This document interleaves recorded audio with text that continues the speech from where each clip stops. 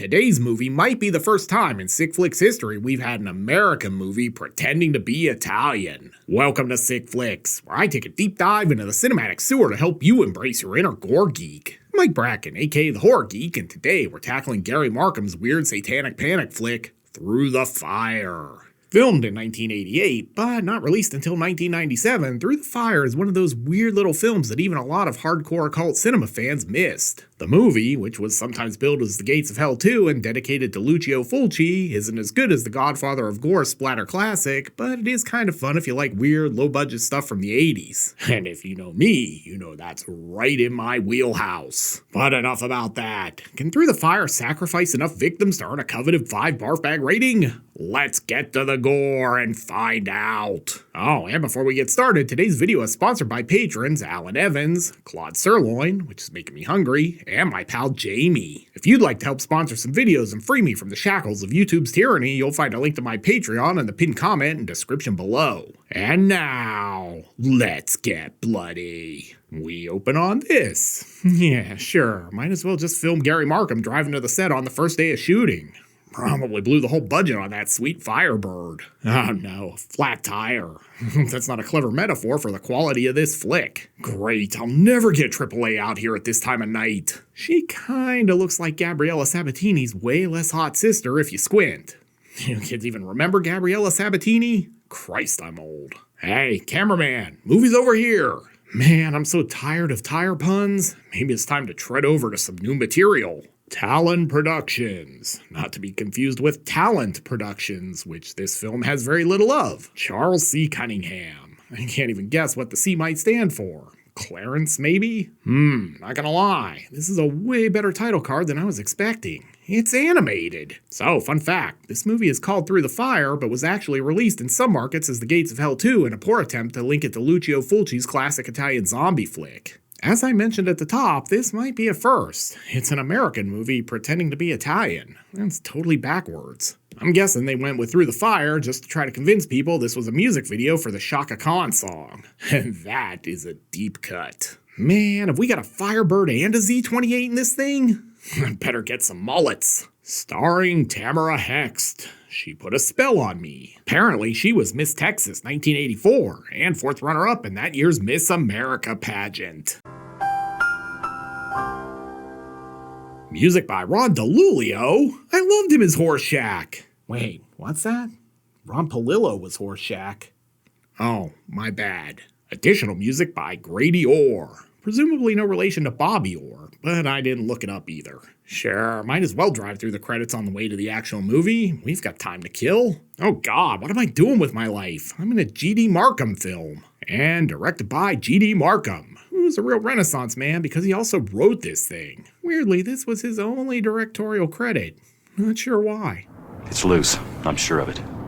And Marilyn's disappeared. Who the fuck is talking? Oh wow, a payphone. This really was made in the 80s. I think he's just calling to check if the liquor store is still open before he walks all the way over there. Hey, party foul, there's no J&B here. This is a movie pretending to be Italian with no J&B.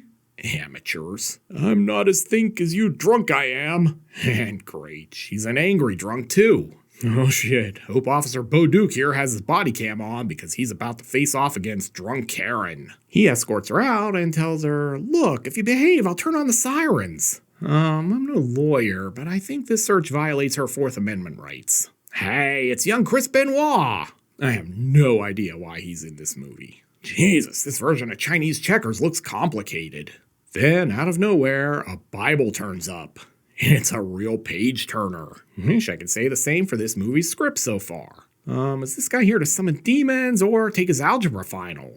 Nice pocket protector, Poindexter. Look, I didn't really think this movie could get off to a slower start, but I also didn't have waste time reading random Bible verses on my B-movie bingo card either. He shall be utterly destroyed. Oh, come on, another movie with a tent? I'm out of tent puns. I mean, all I got is this movie just got pretty campy. Look at this kid. He's not taking any of your shit. There ain't no vampires, Barney. You can quit trying to scare me or I'll tell my mom. Avon calling! Look, I'm just here to deliver your new tube of Skin So Soft. Turns out she must be delivering them to Ted Kaczynski's shack. Oh yeah, this sounds like my stomach after 2 big beef burritos from the Bell. Don't hurt me, Ted. Just take the damn skin so soft. No charge. Wait a minute. I got blood but no kill? What the hell, movie? This is your one potential redeeming quality and you kill her off screen. Back in movie A, Tamara Hext is like, I had the worst dream. I was in some Gary Marcum film called Through the Fire. Wait. Damn it. Meanwhile, our cop is getting a call. No, I don't want to answer your polling survey. I got a naked lady here. Marcum was clearly like, well, I shafted you guys on the kill, but here are some gratuitous boobs for your viewing pleasure. Drinking in a bar at 10 a.m. with sunglasses on? Oh yeah, you better believe I've been there. Have you ever considered that you might be an alcoholic? Then the waitress shows up. A draw beer, please. Regular or unleaded? Regular. Wait, regular or unleaded? Is this a bar or a gas station? After a bunch of jibber-jabber, we learn Miss Hext's sister has disappeared. The good news is, if she's at the bottom of a bottle, she'll find her in no time. Wait, is this your sister or just the stock photo that comes with the frame? Oh, it's the chick from the start of the movie. I wonder if this was the headshot that got her the part. And a little something for the ladies. What are the fellas? 10 out of 10 on the dad bod. Damn it, I told you guys I drive a cop car. I don't need a warranty. It's not even my car. I have no idea what's even going on here, but I know I like to keep the Miller Lite and Folgers handy when I'm summoning demons too. Are they summoning in the break room or what? Oh my god, it just hit me. Poindexter is budget Mickey Rourke. Yeah, let's just film everyone in extreme close-up. I want nose hair in every shot. Hey, how come no one told me Dennis Weaver was in this? McLeod. Building establishing shot. Man, this movie is a gold mine. I'm gonna have to pace myself or this thing is gonna be like 6 hours long. Alright, just gonna prank call 911. The guys love it when I do that. But someone's broken into the warehouse. This is just great. Oh, very meta. It's really a cat jump scare. And super. Another off-screen kill. If you're keeping score at home, that's 2 off-screen kills and multiple completely gratuitous boob shots. I'm not complaining, but yeah.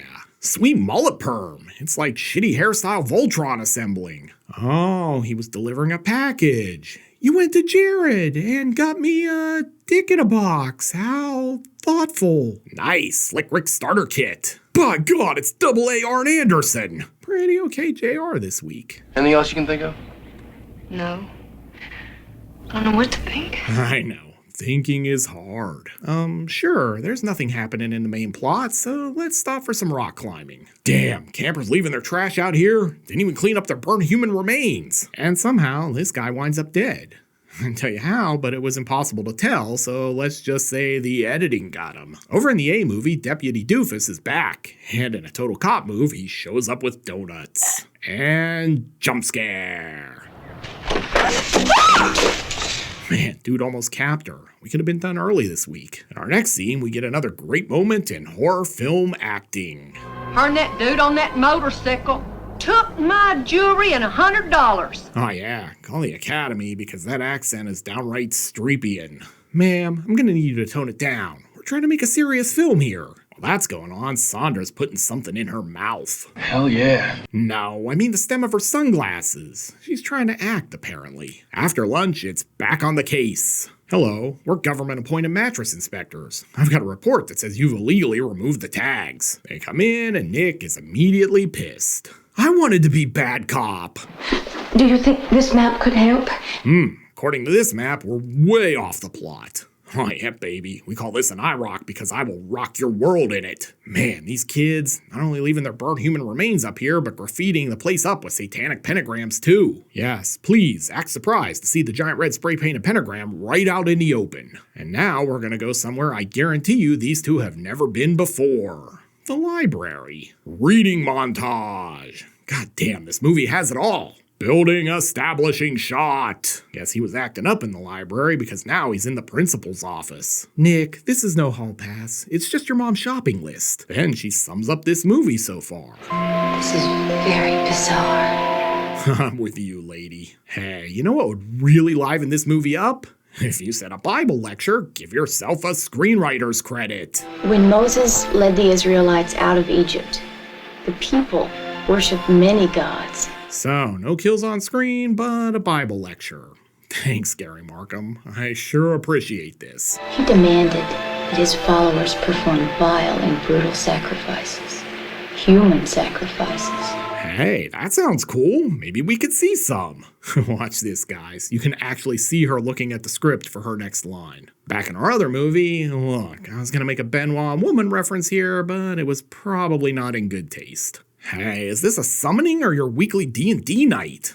Weaver's back there like, cast magic missile! Anyway, I feel like Kevin Sullivan would have approved of this promo. But there's still a chance if you take the medallion, the beast will seek it. And if you have it, then you may yet regain dominance. Look at Mickey Rourke. I think he just realized he's Johnny Favorite. That's one that will only make sense if you've seen Angel Heart. And if you haven't seen Angel Heart, you need to remedy that immediately. Hey, come on in. The movie's in here. And this lady is still talking. They just moved her to a different room. The ones that painted the pentagram on the cliff top. It's as if they know someone is after them. You see, the symbols Nick described are part of a very special conjure. Lance Henriksen, care to share your thoughts on this? That's the stupidest fucking thing I've ever heard. Look at this dude. I am not drunk enough for this bullshit. Hey, Marie Osmond? Ah, crap. Forgot to pay the electric bill again. Great, someone just opened a portal to a Claudio Fragasso movie.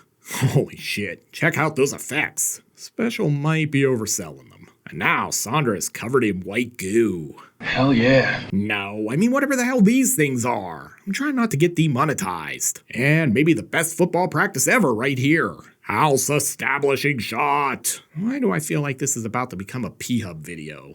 I think we all better stay the night here. Unless you really bow out, Professor. But that doesn't actually go anywhere. Like most of this movie so far. God, I thought those two would never leave. Ice and her wine. Must be reunity. Thrill as Sandra opens the cat food. I feel like we might be about to get our second cat jump scare. It feels excessive. I mean, I never knew it was this hard for a girl to find her cat. Hell yeah. No, I mean her actual cat. And she's still looking. Oh, there he is. He's just chilling. And we get yet another great moment in horror film acting. Bastard! Get him out! Nice try. But show her how to do it, Linda Day George. Bastard! Bastard! I feel like this whole movie basically just gave up and decided to get drunk. In the kitchen, Nick is getting a hand. Oh yeah, dude's been so busy bopping the bishop, his blisters popped. You hate to see it. And now the professor's getting wet. Hell yeah. No, I mean in the shower. Not that you can see anything. It is nice that they couldn't even finish painting the wall of this set. Wait, another shower scene? Is this a Linnea Quigley film? Sandra isn't getting naked either. Clearly, she's not going the Vanessa Williams route. But I do feel some football practice coming. Ah, never mind. It's just members Mark Dennis Weaver being a peeper. But Nick isn't gonna let that slide. Freeze, McCloud! Dude, he totally iced him. But they've got Sandra. This shot is almost so poorly framed it looks like she has 3 heads. From there, Professor Exposition gets stabbed. But don't worry, here comes some random pirate with a shotgun. Yeah, sure, let's just add more characters. And Five Below Arn's back. These old NWA promos were crazy. Wait, who the hell is this? It's as if Gary Marcum was like, damn, we gotta kill at least another 30 minutes and these characters I've got are boring. Better find some new ones. Don't you die on me. We need you to kill time with boring exposition. Back at the clubhouse, McCloud's still alive. Over in yet another movie, apparently Napoleon Dynamite's brother Kip and this dude are home inspectors. Napoleon, don't be jealous that I've been chatting online with babes all day. Yeah, this is what I look like after some edibles hit. Meanwhile, Nick takes Sandra back to his place. He is exactly the kind of dude who would have an entertainment center made out of cinder blocks. Man, he's moving fast. Maybe offer her a drink first. That's interrupted by a knock at the door. I told you guys, stop trying to give me your Book of Mormon. Oh wait, it's just this guy trying to stay in the movie for as long as possible without actually doing anything. I feel like every mid shot in this film is just totally out of focus. This settles into another exposition dump. These guys are fighting Moloch, the evil demon apparently summoned by Benoit and his pals. And Sandra's missing sister was working with them, or something. Look, I'm not that invested in the narrative at this point. Evil is our reality. It's our job to combat it, and I can't allow you to interfere. But all this riveting monologuing is interrupted by a phone call. What's that, Gary? You want me to pad the runtime with more exposition? Sure thing. Is this the mullet delivery guy from earlier? Is he the same character, or did they just say, you can totally have another part, just slap on an eye patch. No one will notice. Dude couldn't be bothered to put on a shirt, but definitely put on his shoulder holster. Oh, good, we're headed to the airport. Maybe I can catch a flight over to a better movie. Guess the cameraman is hiding from the action. Not gonna lie, I'd probably hide from this movie too. Oh, it's Amazon Basics Mickey Rourke heading to the airport. I'd rather be in Harley Davidson and the Marlboro Man than this movie. So long, suckers. Except he's not getting away so easily. Oh yeah, Pennywise got him. Down here we all float, Mickey. Back at Nick's place, it's a grab your guns plot point. I, for one, am super excited about this because it means the movie is almost over. Wait, did he bury more guns? Is he John Wick? Not gonna lie, I dig this scene. So wait, he buried his hair gel? Well, shit. This was a full case last summer. That worthless brother of mine. And while he was doing that, the local car thieves chopped his Camaro. Well, guess we'll have to take the bus to the climax, try to hide the guns. Or he could just carjack Grandma like this is GTA. Out of the car, lady! She is very calm for someone who just got carjacked. Please, don't emote, or even move. Anyway, they better step on it because these guys are going to start the climax without them. And now they'll be even later because Grandma didn't gas up the car. Thanks, Grandma. Come on, hurry. They're going to finish the movie without us. Building establishing shot. Discount Snake Plissken establishing shot. Gotta lay off the donuts and beer. Oh, hey, this shot has way more demons than gates of hell. I love that the whole climax is happening and these two are just trying to beat their gym class mile times. And I guess whatever this thing is, it's important since they keep showing it to us for no reason at all. Alright, we're here. You can start the climax now.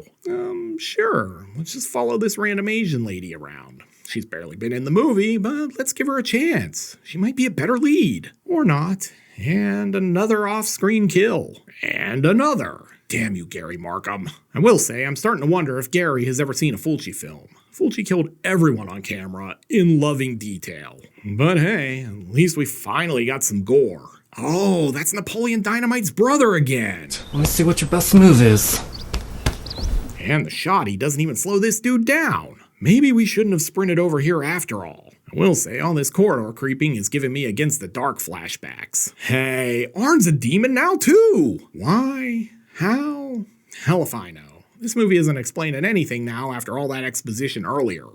Sandra, it's called a speed loader. It's not that complicated. She kinda looks like a young Delta Burke, which makes this the weirdest episode of Designing Women ever. Sure, I totally believe she's got time to rig booby traps. And it's convenient timing since Arn's morphing into his final Resident Evil boss form. Clearly, he's allergic to bee stings. And now we're finally ready for the end. Thank God. Crying fucking bastard! No, cut. Linda Day George, take it away. Bastard! Bastard! Too bad Arn's behind her, but she's got the grenade, and as LL Cool J once exclaimed, explosion! Please stop trying to kill me. I just need an EpiPen. Come on, I'm swelling up and my throat's closing. Watch her trip over nothing. Not gonna lie, he looks like Freddy Krueger with prednisone bloat. Oh god, they're gonna rip off Die Hard. I'll never go up in a 2-story building again. And now we see that she failed the rope climb in gym class. Oh hey, Nick's back. Thanks for your help during the climax. And credits. Thank you, Jesus. So, what have we learned from Through the Fire, aka The Gates of Hell 2? Well, for starters, that if you're going to make a film that's an unofficial sequel to an Italian splatter classic from the Godfather of Gore, the least you could do is actually pile on the gore in your film. This one doesn't have a Christopher George, a Catriona McCall, a Giovanni Lombardo Radice, or the trademark Fulci splatter. In fact, if they hadn't called this Gates of Hell 2, you'd likely never make the connection. But enough about that. Can Through the Fire redeem itself with enough splatter to at least avoid the dreaded 1 barf bag rating? Let's go to the gore card. In terms of gross anatomy, this one is a little light. We've got multiple off-screen deaths, 1 slashed face, gunshot wounds, a mangled cheek, and the demon monster at the climax. And that's about it. The last act finally brings some gore to the mix, but it's too little too late. As such, I can't really give this one anything more than a 2 barf bag rating, and that's almost entirely for the demon makeup effects at the end. This one is not really a sick flick, despite its dubious ties to Fulci. Looking for an actual gory Italian horror film that doesn't stink? Then be sure to check out my review of Fulci's The House by the Cemetery. I mean, you could go watch Gates of Hell, but PrudeTube demonetized that shit over gore, and that is definitely not helping me pay my mortgage. So maybe go watch both. You can watch one for fun and one to make sure I don't have to go live in a box next to a van down by the river. Either way, I'll meet you over there. Until next time, I'm Mike Bracken, aka The Horror Geek, bringing you all the splatter that matters.